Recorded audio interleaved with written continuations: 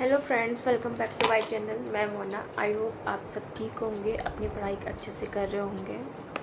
तो आज दिन है 31 मार्च 2026 और आज मैंने टेक्स्ट बुक का जो 15 मॉक होते हैं फुल वाले, उनमें से पहला मॉक मैंने दिया था। तो उसके बारे में बात करने वाली हूँ आज कि मेरा कितना स्कोर रहा है और कितना नहीं। तो अगर मैं बात करूँ मॉक के लेवल की, तो बहुत अच्छा लेवल था आज का। मतलब बहुत ही ज़्यादा अच्छा लेवल था। मतलब स्कोर करने के लिए आपको देखने में ऐसा लगेगा कि मतलब इजी मॉक था, क्योंकि मैथ्स और रीजनिंग ज़्यादा टफ नहीं थे। लेकिन जीएस और हिंदी ने जो बवाल मचाया है वो बिल्कुल ऐसा हो गया एसआई के एग्ज़ाम की तरह कि रीजनिंग और मैथ इजी दे दिए, पर जीएस ने बच्चों का स्कोर गिरा दिया। वही वाला इसमें हुआ है थोड़ा बहुत। अगर मैं बात करूँ अपने मतलब स्कोर की, अगर जीएस में देखूँ तो मेरे सिर्फ 21 क्वेश्चन सही हुए हैं 37 में से, ठीक है। और अगर रीजनिंग की बात करूँ तो रीजनिंग में जो टेक्स्ट बुक पे होते हैं, रीजनिंग में 55 क्वेश्चन आते हैं और मैथ्स में 20 क्वेश्चन आते हैं। RWF पे जो आते हैं रीजनिंग में 50 क्वेश्चन आते हैं और मैथ्स में 25 क्वेश्चन आते हैं। तो इसमें मेरे 48 क्वेश्चन आउट ऑफ 55 में से सही हैं, 48 क्वेश्चंस। तो टाइमिंग का तो इसमें पता नहीं लगता हम कितने टाइमिंग में कौन सा सेक्शन कर रहे हैं। और अगर मैं बात करूँ मैथ्स की, तो मैथ्स में 20 क्वेश्चन में से 19 क्वेश्चन मेरे सही हैं। और मैथ में बस एक क्वेश्चन था जो शायद मुझसे नहीं हो पाया था, इसमें मैंने तुक्का मारा, वो गलत गया। और अगर बात करें हिंदी की, तो हिंदी आज नेक्स्ट लेवल की थी। मेरे सिर्फ 26 क्वेश्चन सही हुए हैं, जो मेरे आज तक कभी इतने कम मार्क्स नहीं आए हिंदी में। मतलब आप देख रहे हो 38 में से 26 क्वेश्चन, बहुत ज़्यादा कम स्कोर है, क्योंकि हिंदी बहुत अच्छी खासी पूछी हुई थी, जीएस को बराबर की टक्कर दे रही थी। अगर बात करूं ओवरऑल स्कोर की कि मेरा कितना ओवरऑल स्कोर रहा है, तो मेरे 150 में से सिर्फ 114 क्वेश्चन सही हुए हैं, जो बहुत सोचने वाली बात है। जब मैंने मॉक सबमिट किया, मेरा देख के दिमाग ख़राब हो गया। मैंने कहा ये क्या है, 114 क्वेश्चन सिर्फ। लेकिन जब मैंने अपनी परसेंटाइल देखी और जब मैंने अपना मॉक एनालाइज किया, तब मुझे समझ में आया कि इसके पीछे रीज़न क्या था। जो मेरी परसेंटाइल आई थी वो 94.86 समथिंग आई थी, और तब तक लगभग 1,10,212 बच्चों ने एग्ज़ाम देख चुका था। मतलब ऐसा भी नहीं था कि बच्चों के अटैम्प्ट कम है कि इस वजह से परसेंटाइल ज़्यादा आ गई कम स्कोर पर भी। और जब मैंने देखा कि मतलब 1 लाख से ज़्यादा बच्चों ने एग्ज़ाम दे दिया, तब भी मेरी परसेंटाइल 94 आई है।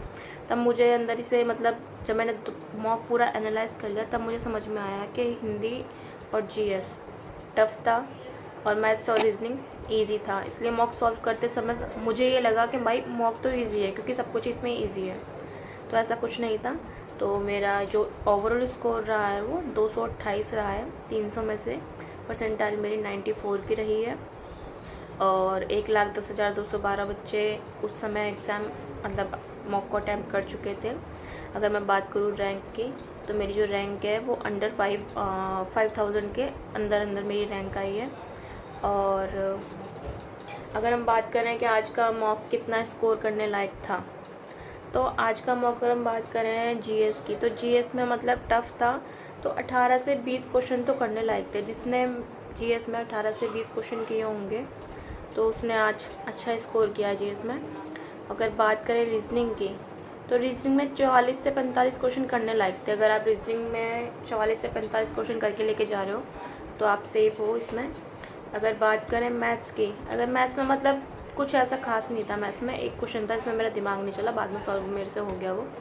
तो अगर मैथ्स में आप 19-20 ही क्वेश्चन है, अगर 18-19 भी आप कर रहे हो तो भी फिर ठीक है आपका स्कोर। अगर बात करें हिंदी की, तो हिंदी में 24 से 25 क्वेश्चन करने लायक थे। जो नहीं भी पढ़ने वाला होगा शायद वो इतना तो कर ही देगा, क्योंकि जो हिंदी है, हिंदी में एक तो साहित्य पूछा हुआ था अच्छा खासा, और वो कैप पूछी हुई थी, और 1-2 क्वेश्चन जो थे मिसलिनियस से थे। और अगर बात करें ओवरऑल कितने क्वेश्चंस पे आप सेफ हो इसमें, तो जहाँ तक मुझे लगता है अपने ओपिनियन से मैं बताती हूँ, 110 क्वेश्चन अगर कोई भी बच्चा कर रहा है तो इस मॉक के उसमें सेफ़ है। क्योंकि 228 पर जब मेरा 94 परसेंटाइल आ सकती है, तो 210 तो बहुत ज़्यादा है इस मॉक के लिए। और अगर बात करें जर्नल जर्नल का स्कोर में कितना मार्क्स होना चाहिए तो वो सेव होंगे।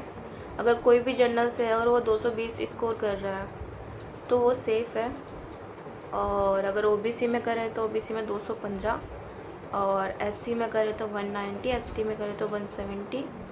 और अगर बात करें गर्ल्स की, तो कोई भी गर्ल्स अगर 200 स्कोर कर रही है तो जहाँ तक मुझे लगता है उतना ठीक है 200 स्कोर इस मॉक में। और मेरे पास एक कमेंट आया था कि मतलब मॉक में स्कोर नहीं बढ़ रहा है और 150 में मार्क्स लेके आ पा रहा हूँ और मेरा सिलेबस जो है कंप्लीट नहीं है, तो हिंदी में मेरा रस छंद अलंकार कंप्लीट नहीं है तो मार्क्स कैसे बढ़ाएं। तो इसका एक ही फंडा है, मूल मंत्र यही है कि आप अपना पहले सिलेबस कंप्लीट कीजिए।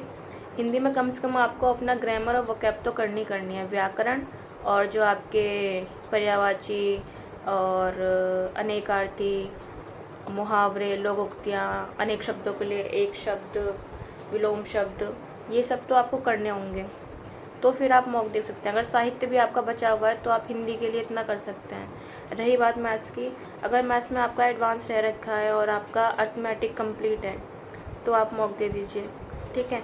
और रही बात जीएस की, तो जीएस में स्टैटिक्स और यूपीजी के से इतने क्वेश्चन नहीं आने वाले हैं। पिछले क्वेश्चन कुछ भी हो सकता है वैसे तो, पिछले वाले एग्ज़ाम में भी 60,000 वाले में भी 2 से 3 क्वेश्चन ही थे यूपीजी के से, बाकी कुछ नहीं था।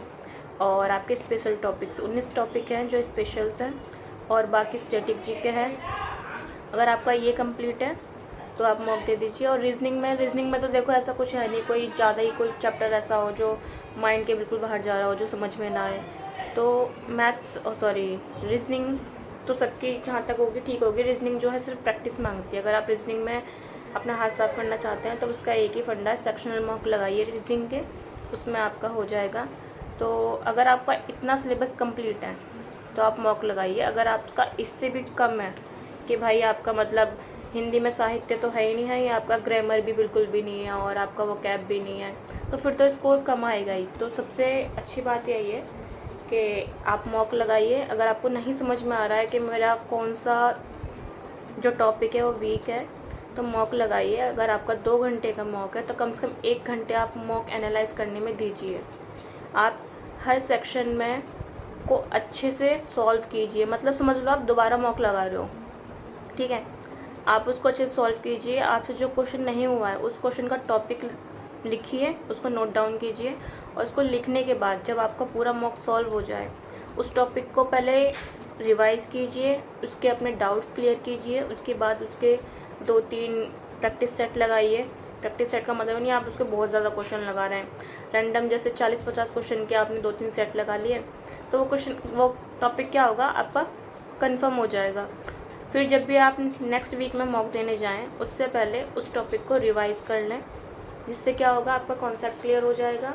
और ऐसे ही मैथ्स में अगर किसी टॉपिक से आपका क्वेश्चन नहीं बनता या आपका कोई भी टॉपिक क्लियर है लेकिन कोई पर्टिकुलर क्वेश्चन है जिसमें आपको डाउट है, तो आप एक कॉपी ले लीजिए। उस कॉपी में हर सब्जेक्ट की मैथ्स, रीजनिंग, जीएस, हिंदी, कोई भी आपको नया टॉपिक दिखता है आप उसको नोट डाउन कीजिए। कोई भी नया क्वेश्चन है आप उसको नोट डाउन कीजिए। और कोई भी मैथ्स का क्वेश्चन है जो आपसे बार बार गलत हो रहा है, आपको आता है वो लेकिन आप क्या भूल जाते हो करना, उसको बार बार गलत हो रहा है, तो उस क्वेश्चन को लिखिए, उस क्वेश्चन की प्रैक्टिस कीजिए। इससे क्या होगा आपके जो डाउट्स हैं वो क्लियर होंगे, आपका ब्रेन वर्क करना शुरू कर देगा। और जो क्वेश्चन आपसे बार बार गलत हो रहे हैं, जब आप एक ही क्वेश्चन की बार बार प्रैक्टिस कर लेंगे तो आपके माइंड में फिट हो जाएगा, मतलब दिमाग से पहले आपका पैन चलने लगेगा, वो वाली बात हो जाएगी। तो अगर हम बात करें तो आज के स्कोर की, तो इतना स्कोर मतलब 220 के आसपास तक जनरल में रहेगा और बाकी गर्ल्स के लिए 200 में, और जो मेरा स्कोर रहा है वो 228 रहा है। बाकी इसको यहीं तक रखते हैं और प्लीज़ आप मेरे चैनल को सब्सक्राइब कर दें, लाइक कर दें। और चलिए मिलते हैं अगले मॉक के एनालाइज में, तब तक के लिए राधे राधे।